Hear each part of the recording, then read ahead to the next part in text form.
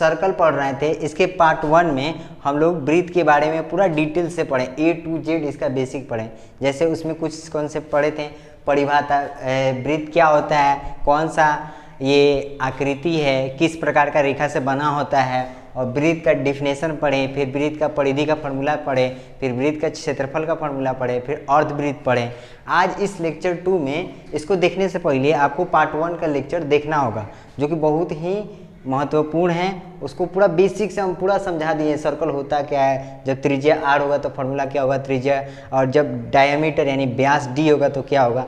आज इसका लेक्चर 2 में हम लोग पढ़ेंगे जीवा क्या होता है, चाप क्या होता है, त्रिज्या खंड क्या होता है, फिर त्रिज्या खंड का क्षेत्रफल का फॉर्मूला क्या होता है, चाप का लंबाई का फॉर्मूला क्या होता है, फिर चतुर्थांश का फॉर्मूला क्या होता है। तो चलिए हम लोग लेक्चर अपना स्टार्ट करते हैं सर्कल का पार्ट 2। तो देखिए हम लोग चाप देखते हैं, ब्रीथ का चाप क्या होता है। तो देखिए ये हमारा सर्कल हो गया यानी ब्रीथ। तो चाप होता क्या है, यानी इसको इंग्लिश में बोलते हैं आर्क। ब्रीथ के सतत भाग, ये जो भाग है इसको काट देंगे यहाँ से यहाँ, ये हो गया A B, तो A भी एक चाप हो गया, यहाँ से यहाँ काट दिए P Q, तो ये भी क्या हो गया, एक चाप हो गया। ब्रीथ के सतत भाग को क्या बोलते हैं, चाप बोलते हैं। तो इसका डिफिनेशन लिख लेते हैं, ब्रीथ के सतत भाग को चाप कहते हैं। क्या कहते हैं, चाप कहते हैं। जैसे ये ब्रीथ है, तो ब्रीथ का ये जो टोटल लेंथ है उसको बोलते हैं परिधि। तो जब परिधि को हम लोग काट देंगे, पीस कर देंगे, जैसे ये एक चाप हो गया आपका AB, ये हो गया PQ, तो ये आपका AB जो है ये एक चाप है, चाप का ये सिंबल होता है, इसको चाप बोलते हैं। वैसे ही PQ क्या है आपका, ये भी एक चाप है, ठीक।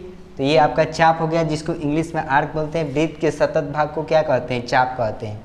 तो ब्रीथ की ये परिधि को काट देंगे कहीं से भी, वो क्या हो जाएगा, चाप। तो चाप दो तरह से होता है, एक होता है दीर्घ चाप,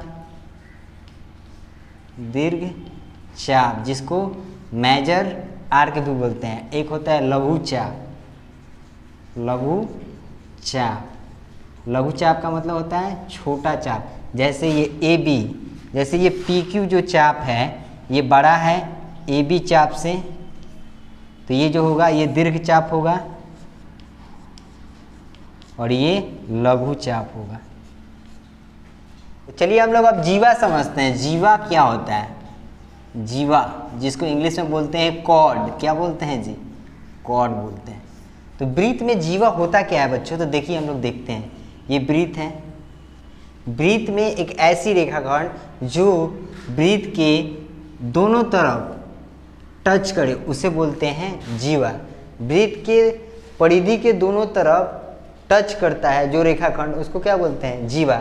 एक ऐसी रेखाखंड, एक ऐसी रेखाखंड जो ब्रीथ के दोनों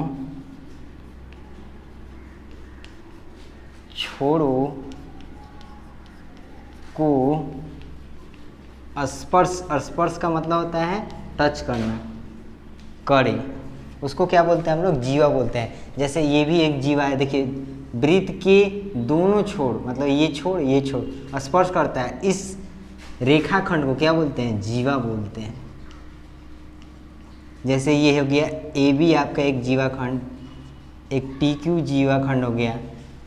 जैसे ये जब जीवा सेंटर से पास होगा तो एक इसका स्पेशल नाम होगा जिसको बोलते हैं व्यास। तो पूछा जाता है क्वेश्चन,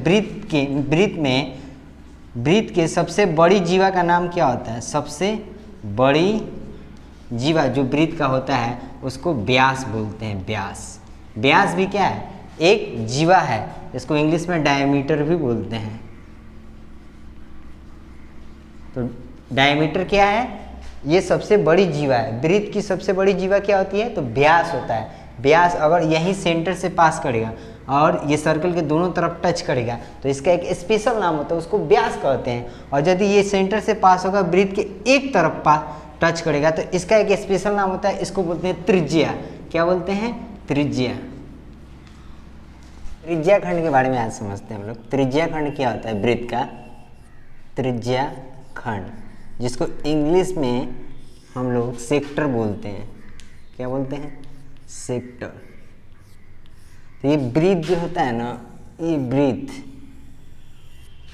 ये सेंटर होता है फिक्स पॉइंट, और दो त्रिज्या होता है, मतलब ये एक त्रिज्या और इससे घिरे हुए क्षेत्र, ये पूरा आपका त्रिज्या खंड होता है। मतलब यहाँ से इस तरह का डायग्राम होता है। दो त्रिज्या यानी ये, और इस तरह से रहेगा तो इसको बोलते हैं त्रिज्या खंड। ये होता है आपका त्रिज्या खंड, यानी त्रिज्या प्लस चाप से घिरा हुआ क्षेत्र को बोलते हैं हम लोग त्रिज्या खंड। क्या बोलते हैं? इसी को बोलते हैं त्रिज्या खंड। ये आपका त्रिज्या खंड हो गया। जैसे इसमें दो त्रिज्या खंड होगा, एक होगा लघु, इसको बोलते हैं छोटा है तो इसको लघु। लघु माने क्या होता है? छोटा, तो इसको बोलेंगे लघु त्रिज्या खंड। क्या बोलेंगे? लघु त्रिज्या खंड। और ये जो बड़ा है इसको बोलते हैं दीर्घ त्रिज्या खंड। दीर्घ त्रिज्या खंड। तो देखिए हम लोग कितना आसानी से त्रिज्या खंड के बारे में समझ गए। अब त्रिज्या खंड का हम लोग फार्मूला समझते हैं। तो त्रिज्या खंड का फार्मूला समझते हैं तो ये आप देखें, सर्कल जो होता है, सर्कल में त्रिज्या और चाप से घिरा हुआ क्षेत्र को क्या बोलते हैं? त्रिज्या खंड। तो त्रिज्या खंड के चाप का लंबाई का फार्मूला क्या होता है? त्रिज्या खंड का चाप की लंबाई बराबर, चाप का लंबाई किसका होता है? त्रिज्या खंड का लंबाई का फॉर्मूला क्या होता है? थीटा बटा में 360 degree into 2 pi R. Theta क्या होता है? कितना एंगल बन रहा है त्रिज्या खंड के चाप के द्वारा।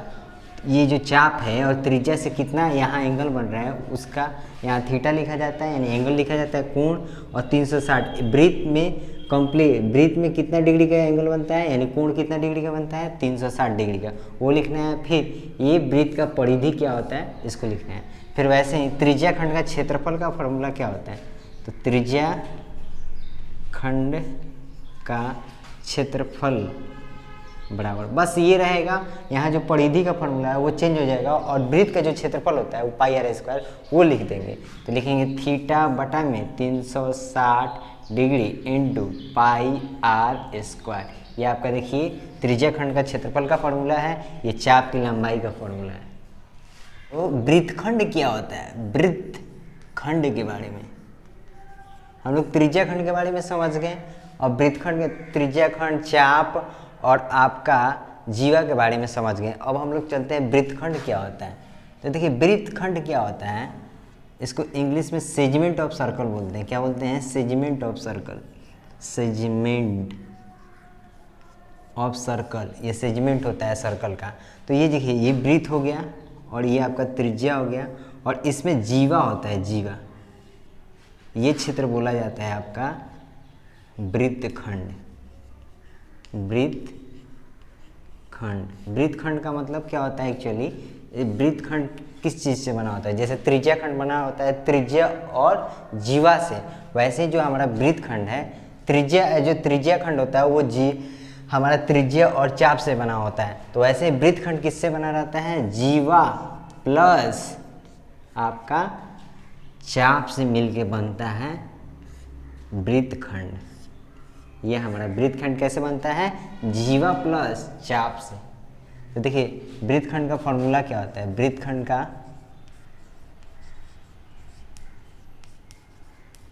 क्षेत्रफल का फॉर्मूला क्या होगा? तो आप लोग जानते होंगे त्रिज्या खंड का क्षेत्रफल का फॉर्मूला हम लोग क्या सीखे अभी? थीटा बटा में 360 degree into pi R square.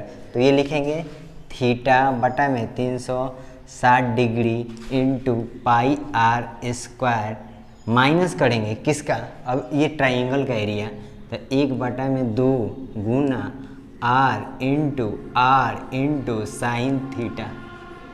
ये आपका फॉर्मूला है वृत्तखंड का क्षेत्रफल का फॉर्मूला। देखिए जब किसी त्रिभुज में दो भुजा दिया रहे, जैसे ये आर है आपका और ये भी आर है, तो इनके बीच का एंगल लेंगे, ये आर आर है, तो इसका भी एक फार्मूला होता है।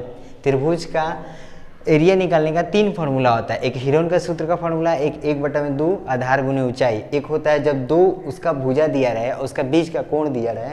तो ये त्रिभुज का एरिया निकालने का जो फार्मूला होता है 1/2 दोनों भुजा a × b और उनके बीच का एंगल लिया जाता है जिसको साइन थीटा में लिखा जाता है। तो उनके दो यहाँ तो r है तो r ले लिया, उनके बीच का एंगल ले लिया साइन थीटा। ये आपका वृत्तखंड का क्षेत्रफल का फॉर्मूला हुआ।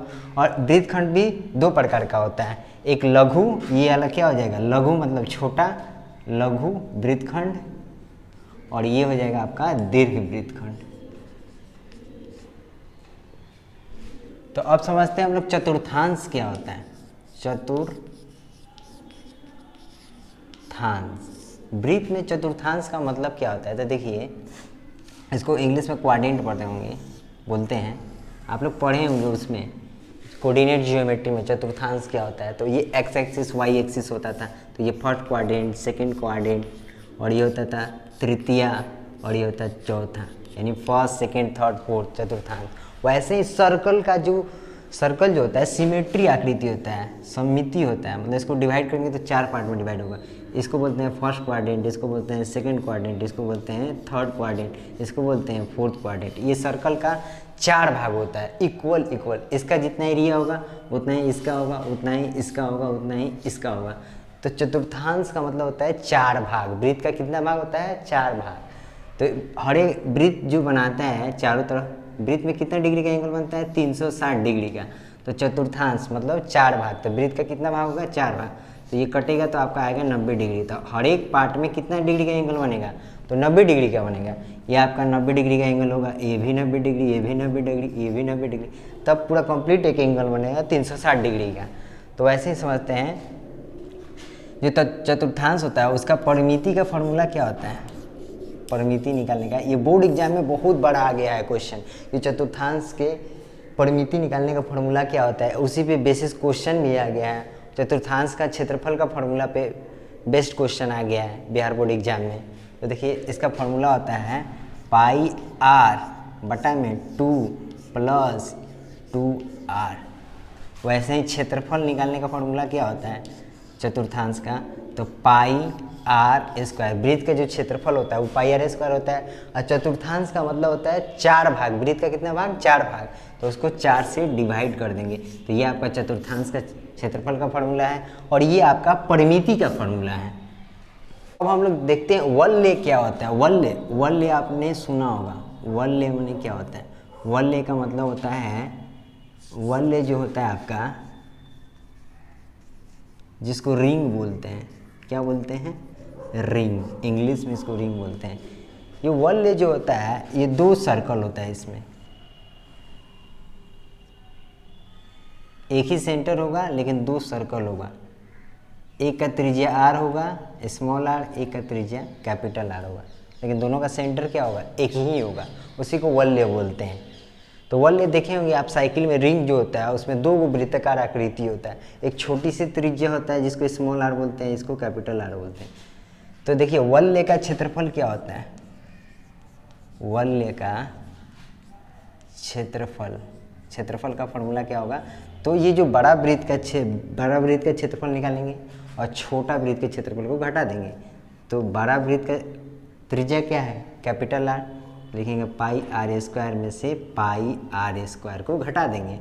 अब यहाँ से आप कॉमन भी ले सकते हैं, पाई कॉमन लीजिएगा तो क्या बचेगा capital R square minus small r square. तो ये पूरा आपका वृत्त यहाँ मेंसुरेशन यानी क्षेत्रमिति वृत्त का पूरा हम लोग बेसिक से पढ़ लिए। इसका लेक्चर 1 है, इसको समझने के लिए लेक्चर 2 को समझने के लिए आप हमारे चैनल पे विजिट कीजिए। लेक्चर 1 उसको बढ़िया से पूरा बेसिक से हम बता दिए हैं, और ये सेकंड लेक्चर आज हम लोग का खत्म हो रहा है। सेकंड लेक्चर जो होगा हमारा थर्ड लेक्चर, उसमें जितना इंपॉर्टेंट क्वेश्चन आया बिहार बोर्ड में सर्कल के क्षेत्रमिति से रिलेटेड वो हम लोग करा देंगे। और सर्कल बहुत ही इंपॉर्टेंट चैप्टर है और हम इसको आसानी भाषा में आप लोग को समझाने की कोशिश किए हैं। तो बच्चों ये वीडियो अच्छा लगे तो ज़्यादा से ज़्यादा बच्चों में शेयर कीजिए और ज़्यादा से ज़्यादा सब्सक्राइब कीजिए। Thank you.